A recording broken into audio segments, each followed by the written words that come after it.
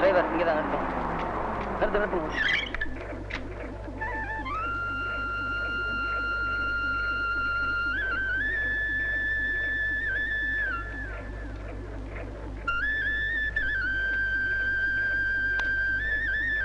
நீங்க போலாம்.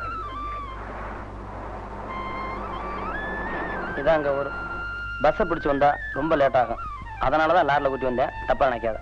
அதனால என்னங்க, பரவாயில்ல. இப்படி ஒரு சாதாரண கிராமம் என் சொந்த ஊரா இருக்கும்னு நீ எதிர்பார்க்க மாட்ட. இன்னும் நீ எதிர்பார்க்காத விஷயங்கள் நிறைய இருக்கு. வா.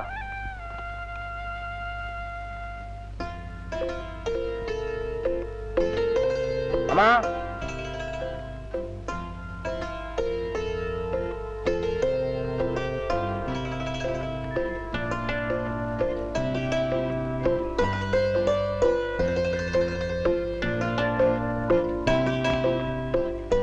என் கல்யாணத்தை பத்தி நான் எழுதின கடிதம் கிடைச்சதாம்மா?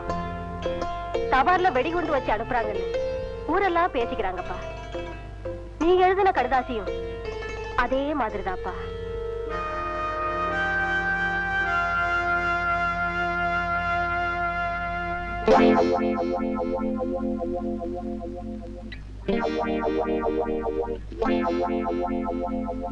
ஏமா அங்கே நிக்கிறீங்க? வாங்க.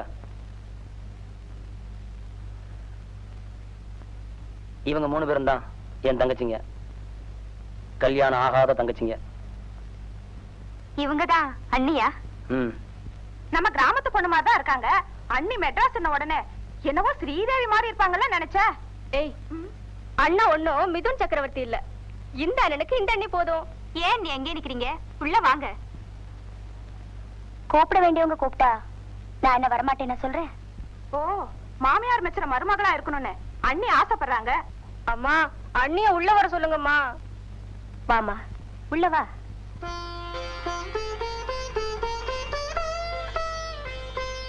என்ன ஆசீர்வாதம் பண்ணுங்க. மவராசியா இருமா.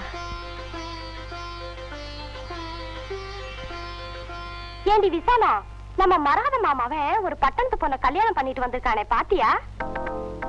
கல்யாணம் தான் பண்ணிட்டு வந்திருக்கானோ இல்ல இழுத்துட்டு வந்திருக்கானோ யாருக்கு தெரியும்? பிறந்த கதிருங்க மாதிரி வயசு பொண்ணுங்களை வீட்டுல வச்சுக்கிட்டு இப்படி பொம்பளை சோக்கு பிடிச்ச அஞ்சானா இந்த பொண்ணுங்க கதி. அதுங்களும் அவன மாதிரியே கண்டவனே இழுத்துட்டு ஓட வேண்டியதா. சேச்சா, என்ன இந்த ஊர்க்காரங்க கொஞ்சம் கூட நாகரிகம் இல்லாம பேசுறாங்க? அவங்க பேச்சுல நாகரிகம் இல்லாம இருக்கலாம், ஆனா நியாயம் இல்லாம இல்ல. வயசுக்கு வந்த தங்கச்சியில வீட்டுல வச்சுக்கிட்டு எந்த அண்ணனும் கல்யாணம் பண்ணிக்க கூடாது. இது நம்ம நாட்டு பண்பாடு. அதனால என் தங்கச்சிங்களுக்கு கல்யாணம் முடியற வரைக்கும் எந்த பொண்ணும் ஏடுத்து பார்க்க கூடாதுன்னு எனக்கு நானே கட்டுப்பாடு வச்சுக்கிட்டேன். அது தெரியாம வலுக்கட்டாயமா நீ வந்து என்ன கல்யாணம் பண்ணிக்கிட்ட. அதுக்காக உன்னை உதாசீனப்படுத்திட மாட்டேன். இந்த வீட்டுல ஒரு மருமகளுக்குரிய மரியாதையும் இருக்கலாம், ஆனா என்கிட்ட ஒரு மனைவிங்கிற ஒரு முறை நீ பழக முடியாது.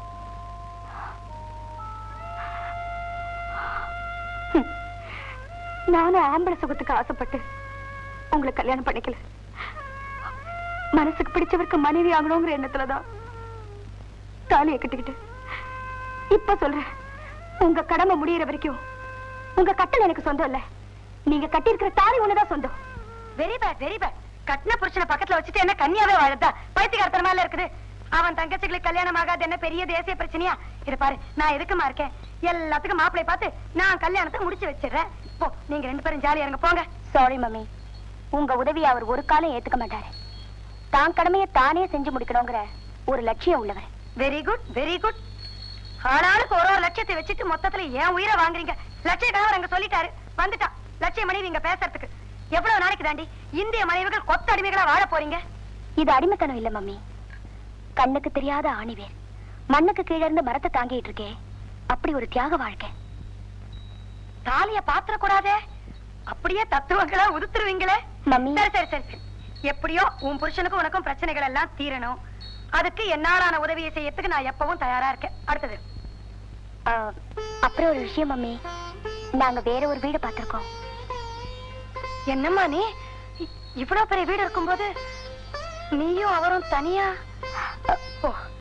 என்ன இப்படி தனியா விட்டுட்டு? 1000 இருந்தாலும் கல்யாணம் ஆனதுக்கு அப்புறம் ஒரு பொண்ணு தாய் வீட்டுல இருக்கிறது நாகரிகம் இல்ல.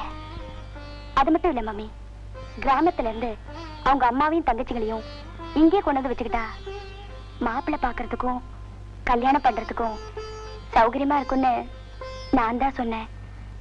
அதுக்கு அவரும் சம்மதிச்சிட்டாரு. நாளைக்கு அவங்க எல்லாம் இங்க வரப்போறாங்க. நீ ரொம்பவே மாறி போயிட்டம்மா. உன்ன சொல்லு குத்தம் இல்ல, இந்த இந்திய மண்ணு எல்லாரையும் அப்படி மாத்திரும்.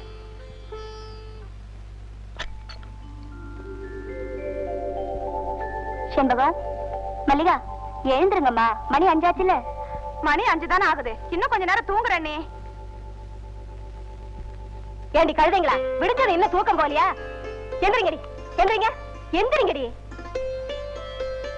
மெட்ராஸ் வந்ததும் இவங்க எல்லாம் சோம்பேறி ஆயிட்டாங்க. எல்லாம் உன்னாலதாமா. இவங்களெல்லாம் ஒரு வேலையும் செய்ய விடாம எல்லாத்தையும் ஓன் தலையில போட்டுக்கிறேன். அதனால என்ன, யார் செஞ்சா என்ன? இந்தாங்க காஃபி. படுக்கையை விட்டு எந்திரிச்சதும் காஃபி குடுத்து வச்சவளுங்க. இல்லையா இப்படிப்பட்ட அண்ணி கிடைப்பாளா? இந்தாங்க காஃபி. தேங்க்ஸ். பொண்டாட்டிக்கு கூடவா தேங்க்ஸ்? மன்னிக்கணும், இன்னும் நான் உன்னை மனசார மனைவி ஏத்துக்கல இல்லையா, அதான் வாய் தவறி. அப்புறம் ஒரு விஷயம், பேப்பரை போட்டுட்டு டியூஷன் சொல்லிட்டு பழைய ஞாபகத்துல நேரம் ஆபீஸ் போயிடாதீங்க. வீட்டுக்கு வாங்க, டிஃபன் சாப்பிட்டுட்டு 2 பேரும் ஒன்னா போலாம். சைக்கிள்ல. சைக்கிள்ல போய் எனக்கு பழகி போச்சு, உனக்கு எதுக்கு வீண் சிரமம்? நீ வழக்கம் போல ஆபீஸுக்கு பஸ்லயே போ. நல்லா இருக்கே. போக வர பஸ் ஃபேர் ஒரு நாளைக்கு மட்டும் ₹1.60, மாசத்துக்கு 48 ரூபா. சைக்கிள்ல போனா அது மிச்சம் தானே.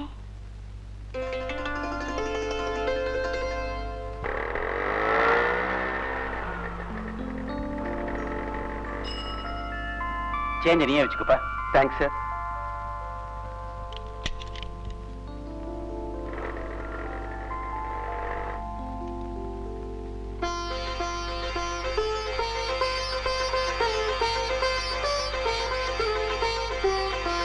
உள்ள வாங்க, உள்ள வாங்க. Please, please come in.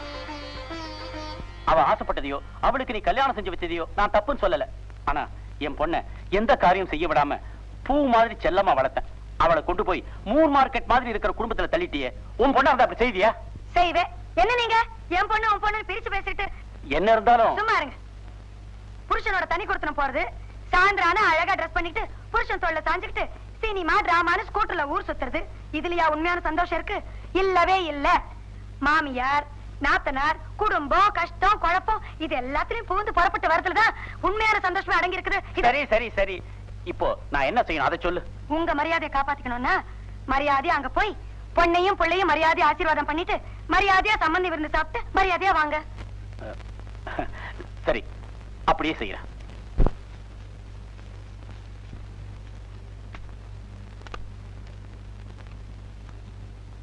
இந்தாங்க. என்ன இது? என்னோட சம்பளம். மன்னிக்கணும், இத வாங்கிக்கிற உரிமை இன்னும் எனக்கு வரல. நான் உங்க கஷ்டத்துல பங்கெடுத்துக்கணும்னு ஆசைப்படல, உங்க கஷ்டத்துல பங்கெடுத்துக்கணும்னு நினைக்கிறேன். அந்த உரிமை கூட எனக்கு தரக்கூடாதா? இதுதான் எல்லைன்னு தீர்மானிச்சதுக்கு அப்புறம் அதை தாண்டி ஒரு அடி எடுத்து வச்சாலும் அந்த எல்லைக்கு மரியாதை இல்ல. சரி, இதை என் சம்பளமா ஏத்துக்க வேணாம். இந்த வீட்டுல நான் தங்கி இருக்கேன், 3 வேளையும் சாப்பிடுறேன். அதுக்கு கொடுக்கற பணமா நினைச்சு இந்த பணத்தை வாங்கிங்க. அதுக்கு பதிலா தான் அந்த வீட்டை நீ மாடா உழைக்கிறியே. ஒரு வேலைக்காரிய வச்சா அவளுக்கு கொடுக்கற சம்பளத்தை விட உன் சாப்பாடு செலவு ஒண்ணும் அதிகமா இல்ல. என்னங்க, இதையும் அதோட வச்சுக்கோங்க, நான் அப்புறமா வாங்கிக்கிறேன். நம்ம படுக்கையே தனித்தனியா இருக்கும்போது பணம் மட்டும் ஒன்னா இருக்கிறது நியாயம் இல்ல.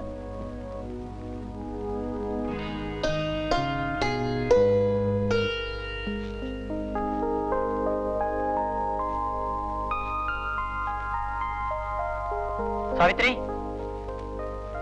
சாவித்ரி.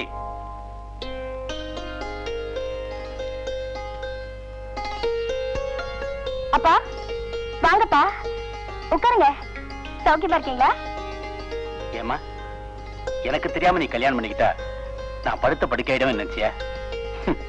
எதையும் தாங்க இதயம் வேணும் சொன்னாங்களே, அது பெண்ணை பெத்தவங்களுக்கு தாமா.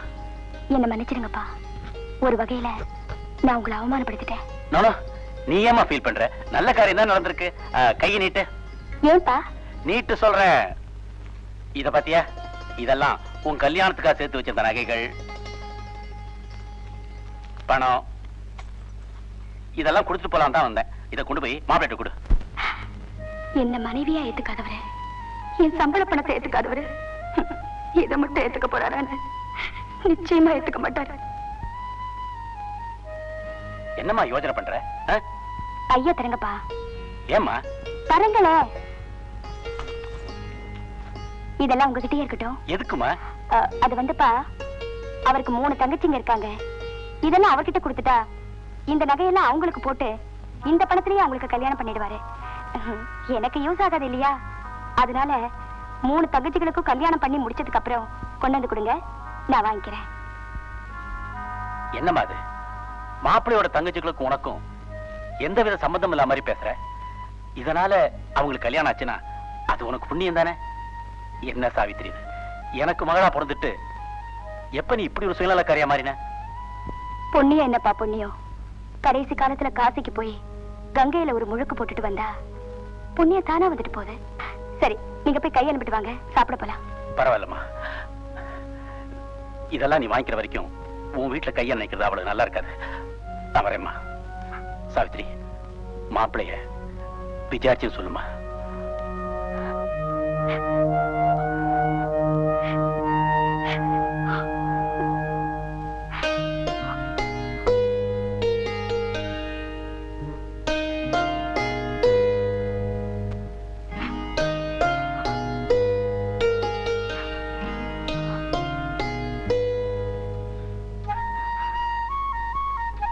தேவையில்லாம ஏன் போய் சொல்லணும்?